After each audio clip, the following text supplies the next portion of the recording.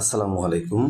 অষ্টম শ্রেণীর সুপ্রিয় শিক্ষার্থীবৃন্দ, আজকের ইংরেজি ক্লাসে তোমাদের সবাইকে স্বাগতম।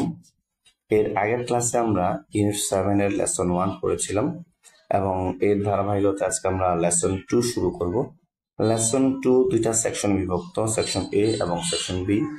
তো আজকে আমরা সেকশন এ যে প্যাসেজটা এবং এর সাথে সম্পৃক্ত প্রশ্নগুলো এগুলো আমরা পড়ব প্রয়োজনীয় শব্দের অর্থ এবং বাংলা অনুবাদ সহকারে। তো এই লেসনের শিরোনাম হচ্ছে দ্য অ্যামা ডাইভার্স বা অ্যামা ডুবুরিরা, এবং এই লেসনের শুরুতে দেওয়া রয়েছে কিওয়ার্ডস বা মূল শব্দ সমূহ। এবং প্রথম যে শব্দটা আছে সেটা হচ্ছে রেয়ার। রেয়ার শব্দের মানে হচ্ছে দুর্লভ। এবং এরপর রয়েছে ডিসেন্ট। ডিসেন্ট মানে হচ্ছে নামা, অর্থাৎ অবরোহণের যেই বিপরীত অবতরণ সেটা হচ্ছে ডিসেন্ট। আর অ্যাসেন্ট হচ্ছে ঊর্ধ্বে আরোহণ করা। হেজার্ডাস মানে হচ্ছে বিপজ্জনক এবং রিলাই মানে হচ্ছে নির্ভর করা। সেকশন এতে এখানে বলা হয়েছে read the text and answer the following question.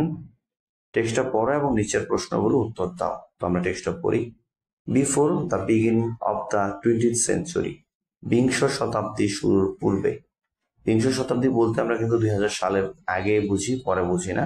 অর্থাৎ 1900 সাল থেকে 1999 সাল পর্যন্ত বিংশ শতাব্দী। তো বিংশ শতাব্দী শুরুর পূর্বে pearls were obtained from pearl oysters. pearl বা মুক্তা obtain সংগ্রহ করা হইতো, পাওয়া যেত কোথা থেকে? pearl oyster থেকে, অর্থাৎ হচ্ছে ঝিনুক থেকে পাওয়া যেত। Their oysters were collected from the bottom of the ocean, lake or river. এসব ঝিনুকগুলো সংগ্রহ করা হতো বটম থেকে, অর্থাৎ তলদেশ থেকে। কিসের তলদেশ? ওশেনের, মহাসাগরের, লেক অথবা হচ্ছে রিভারের, অর্থাৎ লেক মানে হচ্ছে হ্রদ অথবা নদীর। তো আমরা যদি পুরো বাক্যটা পড়ি, the oysters were collected from the bottom of the ocean, lake or river.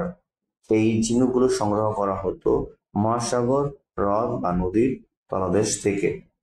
To get enough pearl ওয়েস্টার্স, যথেষ্ট পার্ল ওয়েস্টার্স অর্থাৎ যথেষ্ট ঝিনুক পাওয়ার জন্য ফ্রি ডাইভার্স, ফ্রি ডাইভার মানে মুক্ত ডুবুরি, অর্থাৎ যারা কোন রকম সরঞ্জাম ছাড়াই ডুব দেয়। Free diverse were often forced to descend to a depth of more than 100 feet in one breath. অর্থাৎ যারা ফ্রি ডাইভার বা মুক্ত ডুবুরি তারা প্রায় তারা ফোর্স হইতো, বাধ্য হইতো নেমে যেতে। কোথায় নেমে যেতে? একটা গভীরতা মোর দেন 100 ফিট, 100 ফিটেরও বেশি গভীরতায় তারা নেমে যেতে বাধ্য হতো এক নিঃশ্বাসে যথেষ্ট ঝিনুক পাওয়ার জন্য। Because of the difficulty of diving, diving এর যে ডিফিকাল্টি অর্থাৎ সমস্যা বা জটিলতা, তো ডুব দেওয়ার, ডাইভিং মানে ডুব দেওয়ার জটিলতার কারণে, সমস্যার কারণে pearls at the time মানে ওই সময়, মুক্ত ওই সময় were of different quality as well as very rare. ওই সময় মুক্ত ছিল কি ডিফারেন্ট কোয়ালিটির অর্থাৎ বিভিন্ন মানের, as well as এবং ভেরি রেয়ার এবং খুবই দুর্লভ ছিল। ইন এশিয়াতে some pearl oysters could be found, কিছু ঝিনুক পাওয়া যেতে পারতো on shoals, শোল মানে হচ্ছে অগভীর জল আর কি, at a depth of 5 to 7 feet from the surface. তো এশিয়াতে অগভীর জলাশয়ে 5 থেকে 7 ফিট গভীরতায় ফ্রম দ্য সারফেস, উপরিভাগ, পানির উপরিভাগ থেকে 5 থেকে 7 ফিট গভীরতায় কিছু ঝিনুক পাওয়া যেত শোলে বা অগভীর জলাশয়ে। অ্যাট টাইমস, মাঝে মধ্যে, দ্য ডাইভার্স ডুবুরিরা হ্যাড টু মানে হ্যাভ টুর পাশ হচ্ছে হ্যাড টু, কোনো কিছু করতে বাধ্য হওয়া, হ্যাড টু গো 40 ফিট, তাদেরকে 40 ফিট যাইতে হইতো, আর ইভেন অথবা এমনকি আপ টু মানে হচ্ছে পর্যন্ত 125 feet deep to find enough pearl oysters. তো অ্যাট টাইমস মাঝে মধ্যে ডুবুরিদেরকে 40 ফিট অথবা এমনকি 125 ফিট পর্যন্ত গভীরে যেতে হতো যথেষ্ট ঝিনুক পাওয়ার জন্য।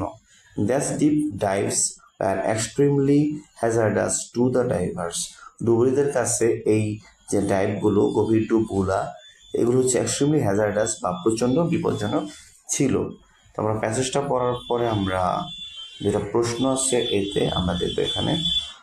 প্রথম প্রশ্ন হচ্ছে what is the text about, এই টেক্সটটা কি সম্পর্কে? এর উত্তর হচ্ছে the text is about the Ama divers, Ama ডুবুরিদের সম্পর্কে। 2 নম্বর প্রশ্ন হচ্ছে where did the people get the pearls from, লোকজন পার্লস মুক্তা কোথা থেকে পাইতো? এই প্রশ্নের উত্তর আমরা বলবো the people got the pearls from এখানে আমরা দেখবো উত্তর অংশটুকু, এখানে আমরা দেখবো দেওয়া আছে from the bottom of the ocean, lake or river. তো এটা হচ্ছে উত্তর আমরা বলতে পারি। এবং এই ক্লাসে আমরা এই অংশটুকু বললাম। ইনশাল্লাহ পরের ক্লাসে আমরা সেকশন বি যে প্যাসেজটা আছে এবং তার সাথে সম্পৃক্ত প্রশ্নগুলো, এগুলো আমরা শেষ করবো পরে। আশা করি তোমরা আজকের ক্লাসটি বুঝতে পেরেছো।